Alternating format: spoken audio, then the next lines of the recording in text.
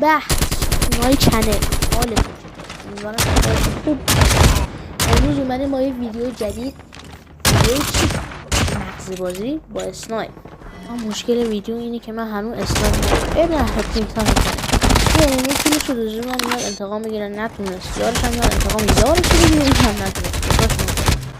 ابن دیرشو برداشتیم، ویدیو شروع میشه. فکر نکنم ریشه. خب ابن یه دونه حالا اشتباه بود. میافتیم دنبال بریم بگردیم، خط بگیریم، راش بگیریم، نه خط بگیریم. این ریشه نمیشه. چرا همش داره برعکس اتفاق میفته؟ خب پس قاعدتا دو تا ریشه بابا چرا فقط میخوای منو ابن رو نمیبینی. اینه کن دار اینه میگیریم تمام ایزی. برو به یارت هم بگو بیار، منتظرم.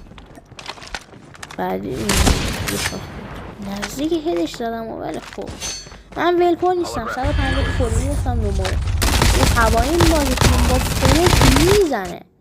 راستی بچه یادم رفتم میگم اگر که راش اسنایپ پلی میدید کلاسایی مثل تیرکستر یا اسموک بمب رو حتما بهتون پیشنهاد کنم، چون باعث میشه موومنت بیشتری بهتون اضافه بشه، یعنی سرعتتون بیشتر میشه. برای راش اسنایپ بهتون کمک میکنه. بریم فایت آخری هم بدیم. بکنم وانتر مشروع نداره. عیب نداره. میگانه چی بود؟ الان میاد پایین میزنه. خدا وکیلی جد